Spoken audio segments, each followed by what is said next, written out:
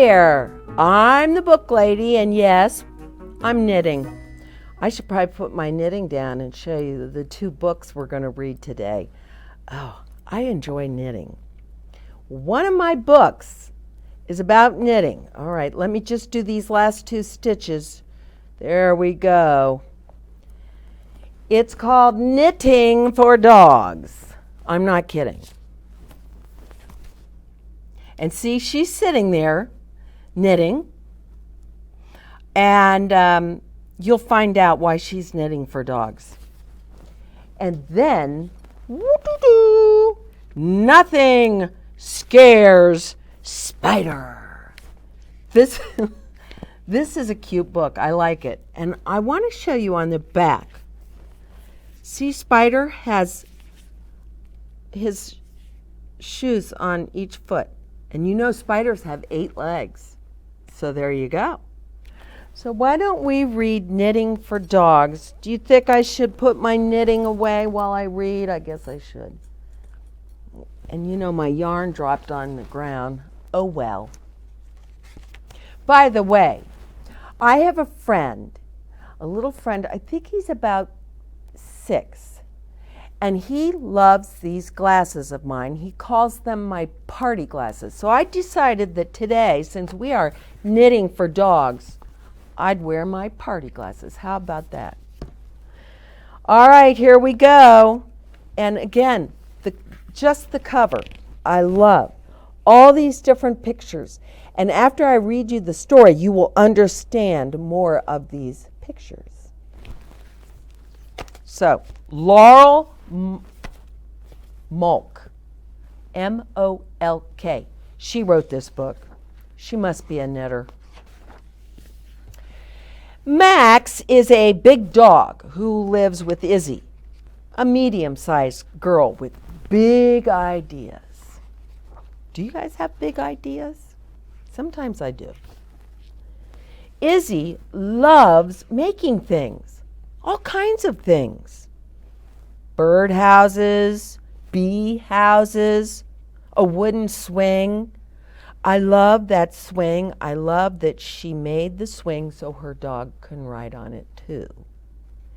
Yeah, and she even put branches on the ropes for the birds. A tent for 2. Love it. And even a catapult for Max. Now, a catapult's a thing you put your ball or your rock or whatever, and you can pull it back and boing, and it throws it.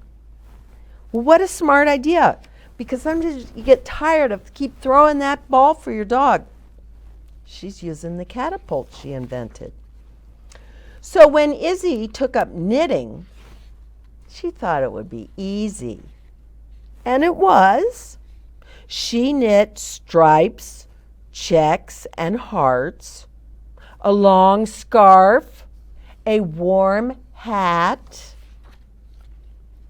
Then Izzy started knitting herself a sweater.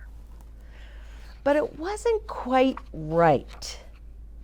Izzy turned it this way and that, but she couldn't figure out how to fix it. Oh, Max, sometimes it's just best to start all over again. That's true. So this is what she did. The second sweater was no better than the first. Max, failure is part of the creative process. We just aren't used to it. Because usually when she made things, they were very good. She wasn't having any luck with the sweater. Izzy gathered yarn and knit a third sweater.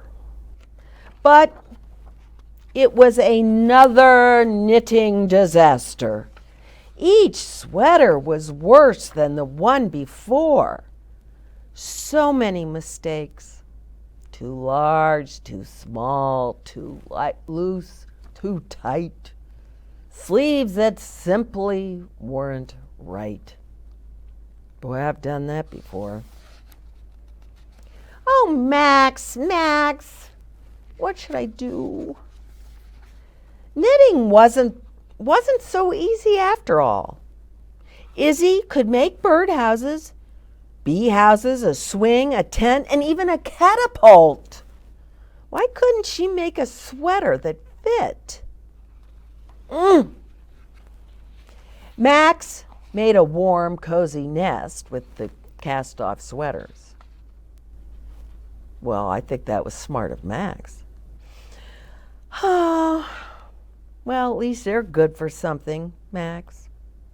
And then Izzy came up with an idea. A great idea. A new and wonderful idea. Woo-hoo! Grabbing her scissors, Izzy shouted, "Max, you're a genius." And with a couple of snips here and a few stitches here, Izzy changed a sweater full of mistakes into something fabulous. "It's not at all what I planned," she said to Max. "But I think it's even better, much better, in fact." "Arf, arf!" Max approved. Warm as toast, Max raced to the park with Izzy.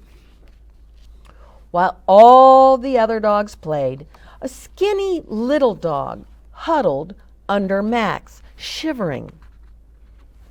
Izzy knew what to do. She and Max dashed home and came back with another fabulous sweater remake. It's a remake. I like that. Soon everyone at the park was bringing Izzy yarn. Whoa, she knit up a storm with Max by her side. Wow. That looks like fun, to sit there knitting with your dog right there with you. Before long, all the dogs at the park were wearing Izzy's creations. I love this. They all have sweaters. They're all different kinds of sweaters. And you'll notice the sweaters don't have sleeves. She doesn't have to bother with the sleeves. By now, Izzy was sure she could make herself a sweater that fit. But that was not the case. Izzy turned it this way and that. "No worries, Max." And with a couple of snips here and a few stitches there, Izzy took the sweater that didn't work and made it into something wonderful. "It's not quite what I intended," Izzy said, "but in some ways it's even better. Much better, in fact." Max agreed. And you know, that's so true with life. Sometimes we make things or create things or have an idea, just didn't work so well. But it's really the seed for another great idea to try. I love the fact that Izzy didn't give up. You know, she could have taken her knitting needles and said, "Ugh, I am never knitting again. I hate this. This isn't fun. I'm not good at it." But she figured something out that worked. She made sweaters for the dogs. And you know what? The dogs didn't really care what the sweaters looked like. Kept them warm. They were good. She didn't have to worry about sleeves. I like the way Izzy operates. And I'm the same way with cooking. I might start out thinking I'm not a big recipe person. You know how recipes are in books and you can look at them and they tell you just how to make the soup or whatever. I kind of have my own ideas. Oh, I think I'm going to make some kind of noodle soup. And then I just start going crazy and I throw different things in. Oh, and I taste it. Yeah. It's okay, but it's not great. What can I do to make it great? And it's fun. That's the creative process. And I bet all of you have that in you, that little creative process. But what really hurts us is when we taste the soup. Oh, it's not that good. I guess I'll dump it out. I'm not going to make soup. No. It's not that good, so now let's work on it and make it good. That's what Izzy did with the sweaters. And you know what's very cute about this book is that the last page, they give us, it's kind of like the recipe of how to make a scarf. Isn't that fun? A scarf recipe. It's called a pattern. When you're dealing with yarn or fabric, you know, things you can wear, you call it a pattern. But if you're using food and sauces, you call it a recipe. They're kind of the same thing. Anyway, I hope you liked this book because I think Izzy's terrific. I love what she did. And I'm going to show you that page I just loved again. Where's the page with those dogs? Well, you know, her dog helped her a lot. He brought on a lot of her great ideas. Where's that one with all those dogs? Here it is. Don't you love it? Look at them. They're all in their sweaters. None of them have sleeves. Sleeves were difficult for her. And you know, I have knitted sweaters. And the sleeves aren't always the easiest part. So she left them off. Okay, now we'll take my knitting and move it. And let's see. Nothing scares Spider. And it's by Melendez. First name starts with an S. That's all we know. Again, here's that wonderful, isn't that beautiful? That would be, you know, I like to sew too. I would love to have fabric like that and make a dress. Or how about wallpaper? Or a blanket. It's fun. It speaks to me. All right. Here we go. Spider was planning a big adventure. She was going to be an explorer. I'm going to see the whole wide yard. And she went to say goodbye to her friends. Caterpillar, Ladybug, and Bumblebee thought an adventure sounded scary. Well, what about the fearsome fish and the hungry birds and that clever cat? They asked her. Spider just laughed. Spiders aren't scared of anything. But who will protect us? Her friends wailed.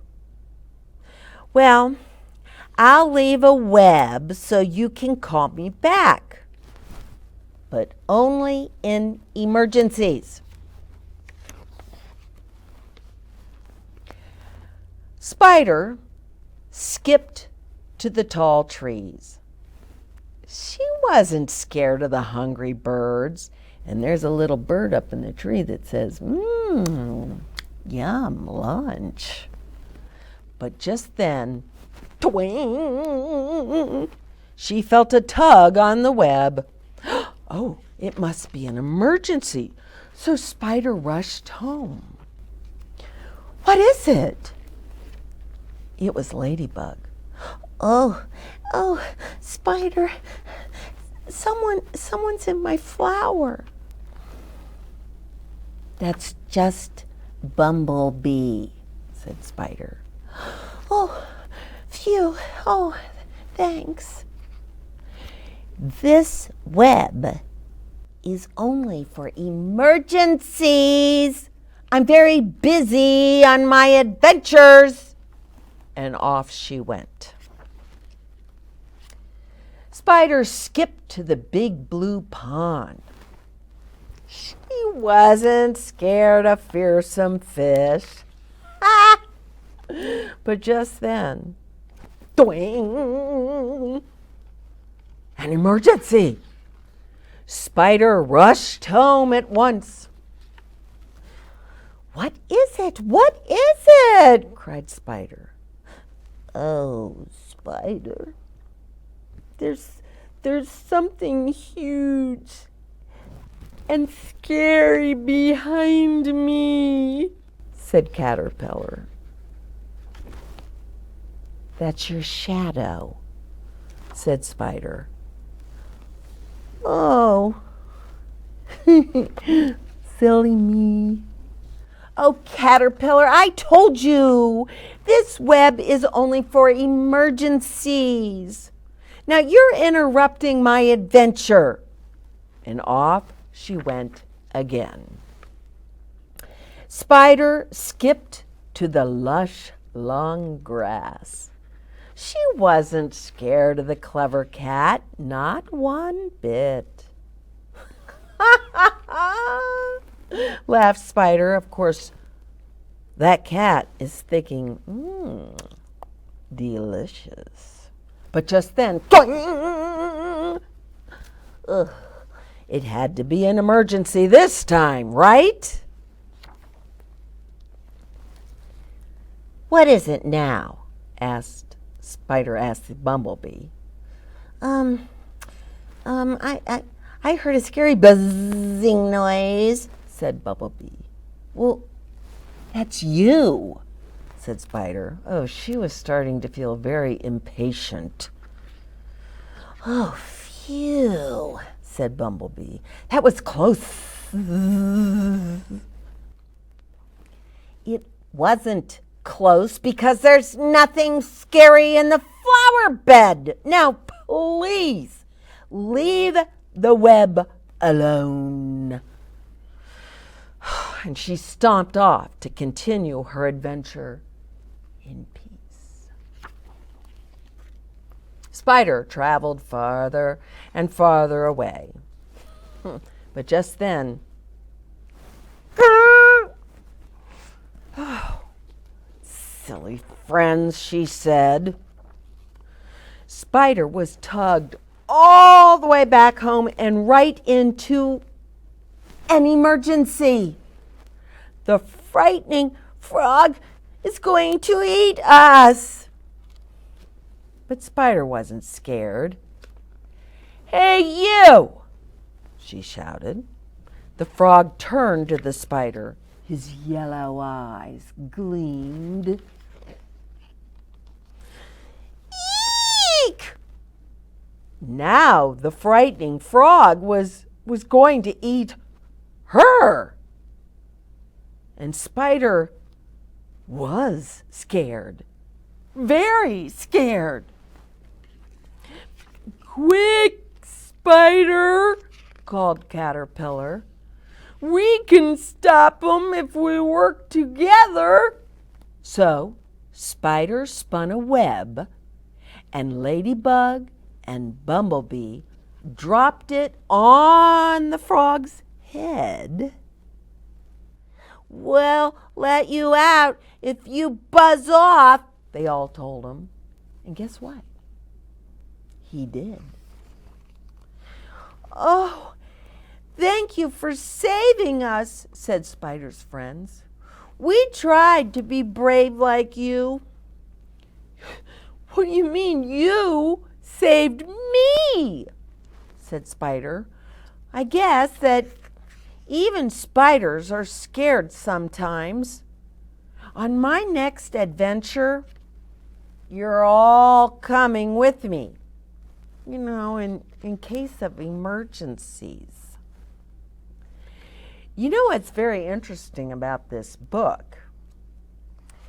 Each time one of Spider's friends, boing, pulled the web, because they thought they were in trouble. If you look at the picture, Spider was in trouble. Let me give you an example. Here's Spider, and look who's looking, and is just gonna eat Spider up like you can't imagine. But then her friends, boing, pull on her. She doesn't know the cat's there. And she's like, oh, I have to go. My friends, oh, it better be an emergency. And it isn't really an emergency. I mean, the caterpillar saw what? His shadow.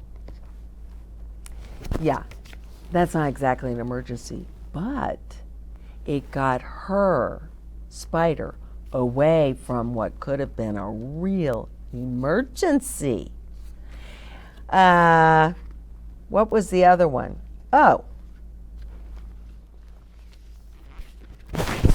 Spider thinks, oh, I'm going to go near the pond, and look who's waiting. Some fish who just love to eat spiders. But her friends, boing, they pull her web. She goes back, and it wasn't an emergency. But they saved her from being eaten by the fish. Now, at the end, it's the frog. And let me tell you, Spider is afraid.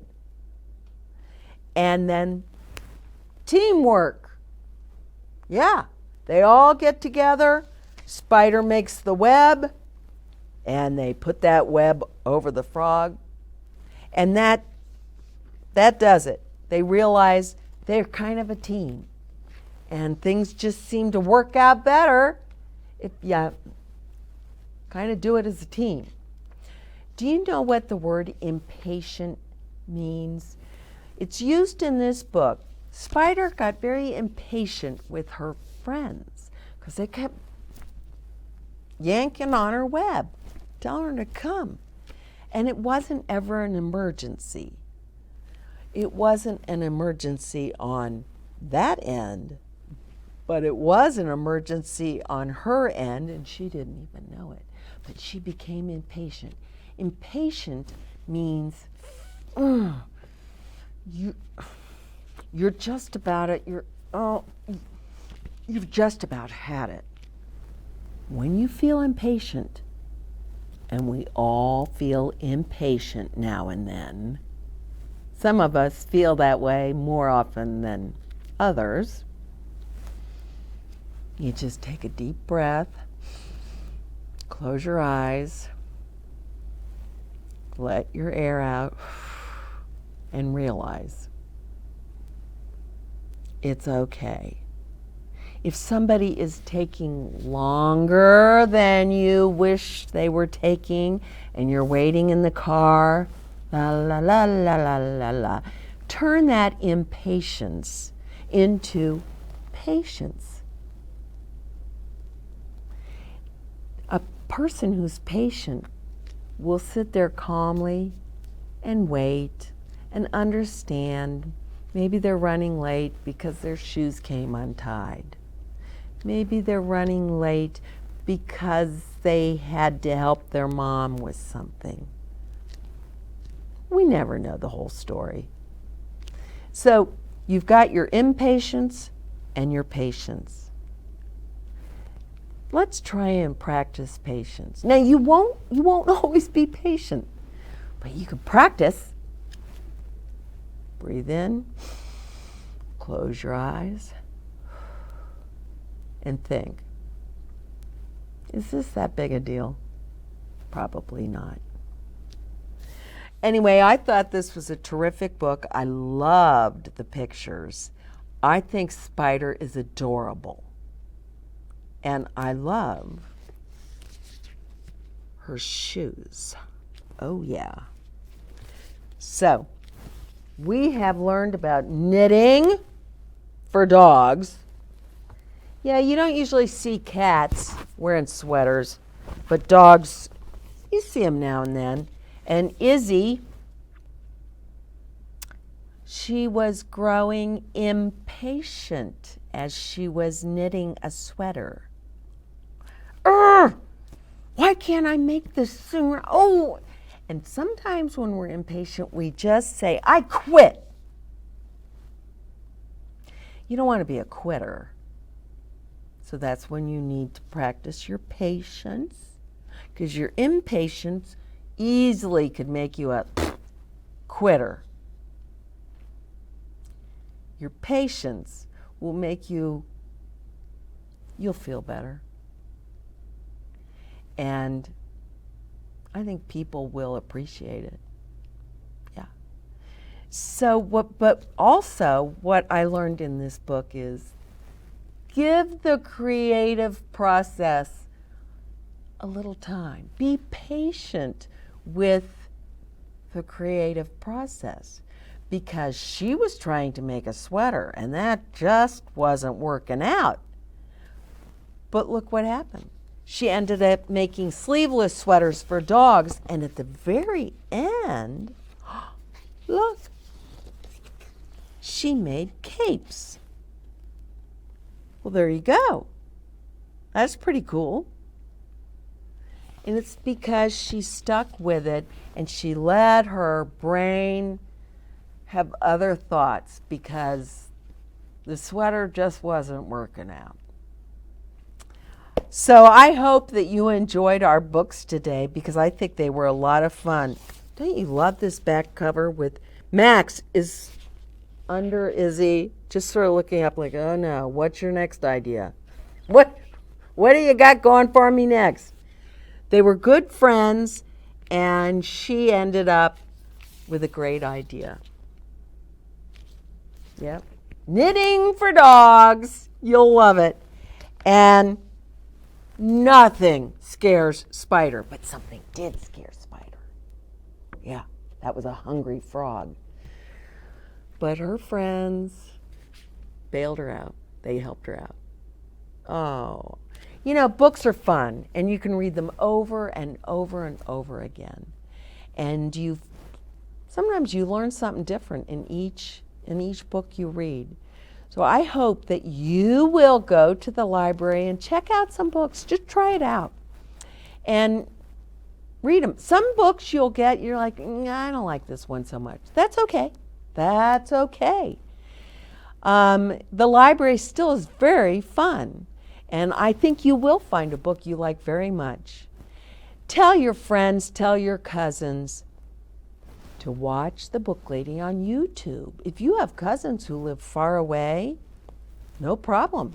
They can enjoy the same books you are, because I will bring 2 books to you, and we just have so much fun, don't we? We have fun. And until the next time, I'm the Book Lady. Goodbye.